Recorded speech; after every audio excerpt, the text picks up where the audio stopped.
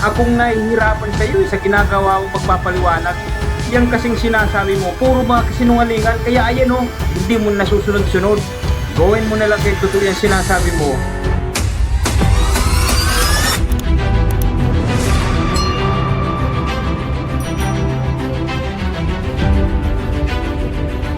Isang malaking kaipokritohan, no?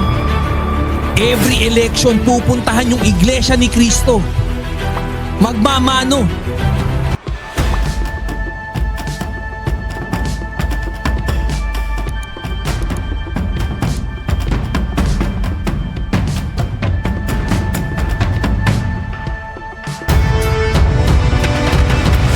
Magandang umaga, magandang tanghali, magandang hapon, magandang gabi sa lahat ng inaabot ng aking busis, Luzon, Visayas, Mindanao, maging sa ibayong dagat. Muli ang iyong lingkod, Boss Edgar po lamang. Ito, pakinggan natin. Gumagawa na naman ng mga kasinungalingan. O ito. Meron kasing nagbigay sa atin, no, ng isang medyo nakakalungkot na balita. No? And alam nyo, kamakailan lang, nagkaroon ng sunod, hindi ko masabing sunod-sunod na rally, pero nagkaroon ng mga sunod-sunod na rally, I think it was last year, no, na kung saan yung mga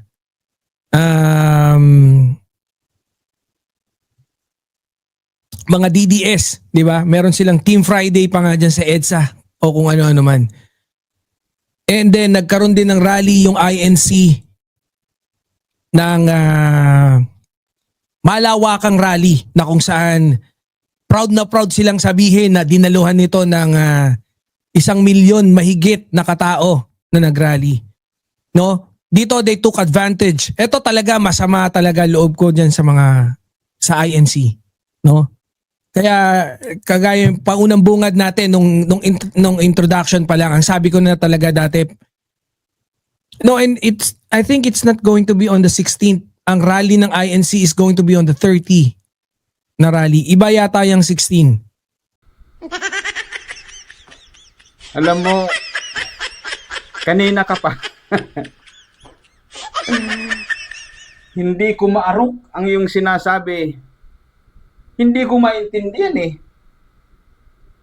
Ano yun? Ano ba yung sinasabi mo?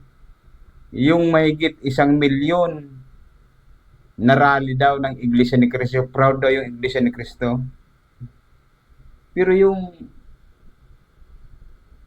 yung sinasabi niya, nagrally na, nakaraan na. Tapos may sinasabi siyang sa 16 daw, ay hindi, sa 30.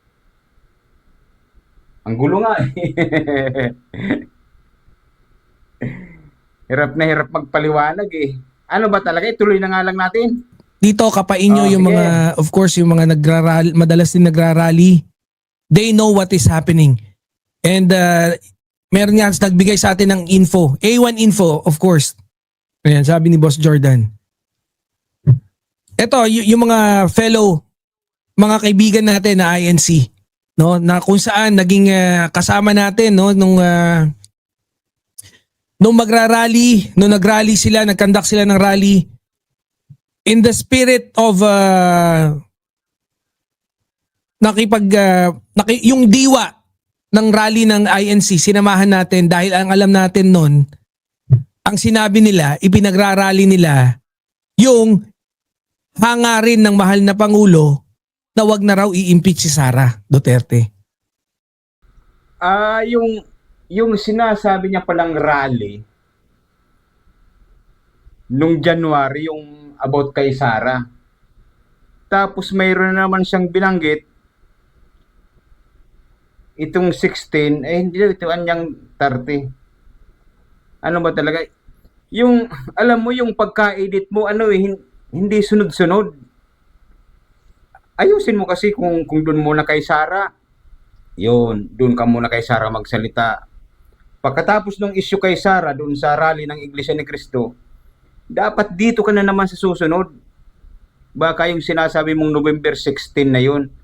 na hindi ka naman sigurado na hindi ka sigurado kung 16 o sa ano niya yun, sa 30. O sige nga, ituloy na nga natin. Tingnan mo na, naguguluhan nga ako. Tingnan mo na, naguguluhan ako sa iyo. Kanina ka pa. Nahihirapan ako sa mga paliwanag mo. Mag-shoutout nga muna tayo. Nagsalamin ako dahil sa pag nagbabasa tayo, salamin ng kailangan. Shoutout kay Master Husina ba? Proud kami. INC Forever from Quezon City, Manila. Yan, dito lang pala sa Quezon City. Shoutout kay Juni TV. Sabi niya, shoutout sa mga taga Siargao. Yung huli ko kaninang video. Thank you, Juni TV. Sige, tuloy nga natin. Sana, pagbaba ni PBBM, no, kung hindi man yan malinis yung gobyerno natin ng mga relihiyoso o yung mga religion na leaders or even recognized members or officers ng mga religions, kung hindi niyan man malinis, matanggal yung mga yan, at least mabawasan ng significant. Kasi grabe. Napakagrabe. Yung INC napaka-powerful na yan. Lahat ng mga kinakalaban, di ba? Natatakot. Tika nga muna. Sino bang kinakalaban ng INC na natatakot? Kinakalaban, sino bang kinakalaban ng INC? Yung una lang naman na rally, yung peace rally na gusto ng INC na ang unang asikasuhin itong mga problema ng ating bansa bago yung pa-impeach na yung kay Sara. Tapos, ito na naman na sumusunod, yung transparency and democracy. Naguguluhan ako. Tuloy pa nga natin. Iba't ibang, yung pasabog dito ni Pebbles, ni Mami Pebs. Sa iba't ibang sangay ng gobyerno, meron silang mga tauhan. Merong isang miyembro ng Iglesia ni Cristo. Siguro, yung sinasabi ng mga membro ng Iglesia ni Cristo sa iba't ibang lugar, nag-apply yun bilang sila. Ano namang kinalaman ng Iglesia ni Cristo doon? Siyempre, naghahanap buhay yun kung yung trabaho niya may kapasidad siya para doon, di nag-apply siya, di natanggap siya, ano naman kaugnayan doon sa Iglesia ni Cristo? Gulo ah. Ano bang pinagsasabi nito? O sige nga, tuloy pa natin. Very powerful yung Iglesia ni Cristo. I'm not saying that they should not be, pero dapat hiwalay sila sa gobyerno. I don't have to teach them na this is biblical, no? Yung paghihiwalay ng relihiyon at saka ng gobyerno. Alam na nila dapat yan. They know better. Pero ito naman mga politicians natin, ina-acknowledge. Isang malaking kaipokrituhan, no? Every election, pupuntahan yung Iglesia ni Cristo. Magmamano. Anak ng teteng, oh. Kala ko ihiwalay ang relihiyon. Ano ba yung magmamano? Yung bang maggagan o ibig sabihin niya yung paggalang ba? Paggalang? Ang problema kasi nananahimik ang Iglesia ni Cristo. Yung central office dyan sa Quezon City, nananahimik dyan eh. Yung mga politika, ang punta ng punta doon. Tapos sasabihin mo, ihiwalay yung gobyerno sa reliyon. Alam na namin yun eh. Kaya naman ang Iglesia ni Cristo bumuboto dahil sabi ng Diyos, pasakop sa namumuno dito sa gobyerno. Kayo nang ginagawa na ngayon. Kung hindi naman kayo lalapit, hindi naman kami buboto sa inyo eh. Kayong lumalapit tapos Iglesia ni Cristo pang sisisihin ninyo. Kakatuwa naman kayo. Nakakatawa naman kayo. O sige. Ha? Sabi dito sa impormasyon, Impormasyon na naman. Matagal na tong ano eh. Lumang tugtugin din. Sabi ng impormasyon. Tapos meron din. Sabi ng aking alagang puting kabayo. Impormasyon na naman daw. Baka magkamali ka na naman sa impormasyon mo ha. O sige. yung INC ay dadalo doon sa November 30 na rally. Patay tayo. Hindi mo inaayos pag-research mo. Anong November 30 na sinasabi mo na dadalo sa November 30? Nagkaroon yung Iglesia ni Cristong rally yung 16, 17, 18 hanggang 3 araw sana. Ngayon, napunta na lang sa 2 araw. Pero yung November 30, ano ba yun? Di namin alam yun, mabuti ka pa alam mo eh. Yung impormasyon mo, mahina eh. Mahina yung impormasyon mo. Sige, tuloy natin. Strategically, yung locations nila sa Corinthians and yung isa sa may Menjola. Yung Menjola, malapit sa Malacanang. Yung Corinthians, sa Camp Aguinaldo. Hay, nako. Shout out kay Cirilo Dalinog, si Dakma Worldwide. Shout out kay Faustino Halyari from Korea. Shout out kay Hubito Calusa, proud INC from Santa Fe, Nueva Vizcaya. Magandang umaga sa inyong lahat dyan mga kapatid sa Santa Fe, Nueva Ecija. Ayan. Pa-sure shoutout muna tayo dahil sa medyo itong baka yung sinasabi niya na naman yung 16, 17, 18. Yun na nga naging 2. Ngayon yung sinasabi niya kanina November 30 daw. Labo naman ito. Ano bang naging problema yung pag-edit mo, yung impormasyon mo? Hindi kasi sunod-sunod yung paliwanag mo eh. Ang labo. Isa lang nasa isip ko sa'yo. Sa kagagawa mong kasinungalingan dito sa social media, hindi mo masunod-sunod yung paliwanag kung ano ba talagang tinutumbok mo. Ano ba talaga, kuya? Hay, nako. Shout out kay Mildred Martin. Happy watching from Oman. Shout out kay Densky Eroisa. Happy viewing, sir. Proud ako, Iglesia ni Cristo. Thank you, kapatid. Shout out kay Dolores Lorenzana. Proud INC. Shout out kay Rafael Sasil. Watching from Saudi Arabia. Sige, tuloy nga natin. Kung sasamahan ako ng mga tropa nating loyalista dyan, no? No, it's about time. Parang gumising tayo yung mga loyalista, masyado na kayo nagpapetiks-petiks eh. Magkakandak tayo ng rally. November 29.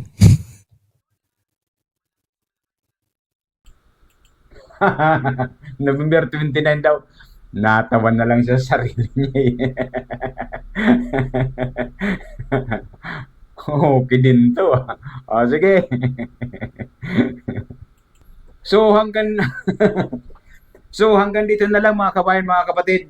Kaya naman naisipan ko tong content na to mga kapatid para ipakita ko sa inyo kung paanong gumawa ng content ang isang vlogger na hirap gumawa ng content tungkol sa Iglesia ni Cristo.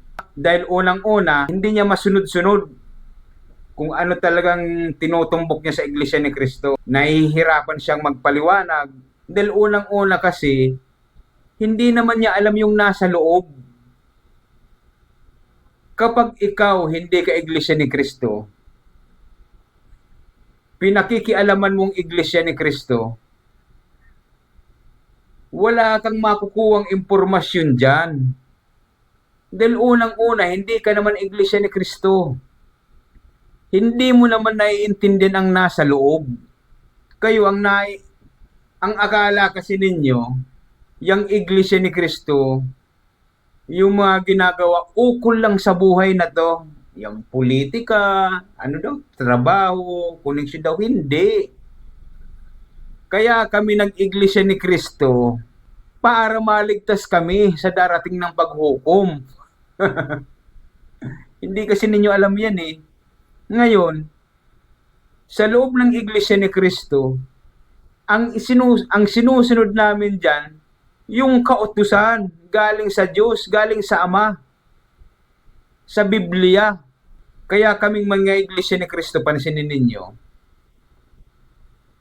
nandun yung pagkakaisa, madali kaming sabihan kung anong gagawin namin. Akala ninyo, tsamba lang yung ginagawa sa Iglesia ni Cristo. Kaya kami mabilis mapasunod dahil yun ang sabi ni Cristo eh. Alam ninyo mga kababayan, noong panahon, itong Iglesia ni Cristo, hindi naman to nakakalabas sa mga social media eh. Siguro yung iba na ihiwagaan kung ano yung Iglesia ni Cristo. Siguro yung iba nagugulat kung bakit ganun ang Iglesia ni Cristo. Dahil hindi po kayo nasanay na may mga tao na ganitong kilos. Ngayon, kung gusto po ninyong malaman, mayroon kayo dyan mga kaibigan na Iglesia ni Cristo, sigurado kung mayroon pamamahayag sa lugar ninyo, mga pagsamba, kapag po kayo inimbitahan,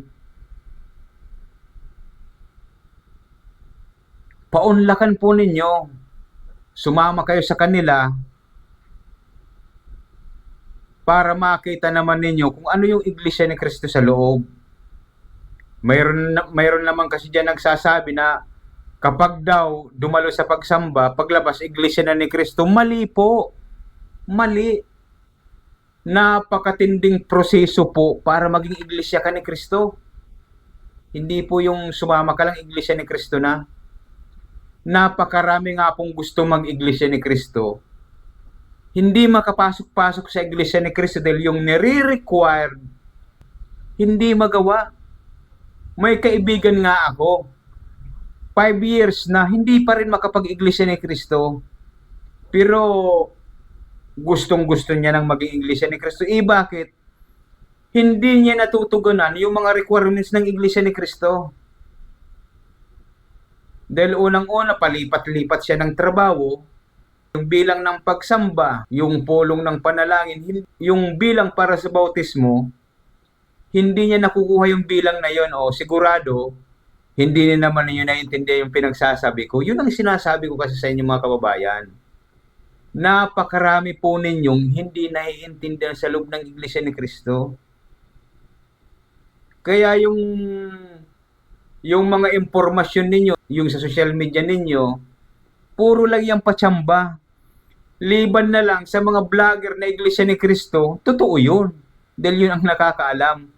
Pero yung ibang vlogger na para atakeyan Iglesia ni Cristo, alam din namin na patsamba lang yung ginagawa mo. Alam din namin mga Iglesia ni Cristo na sinisiraan mo lang kami. Alam din namin na Iglesia ni Cristo, kung yung sinasabi mo, totoo, hindi para sa amin. Alam po namin yan.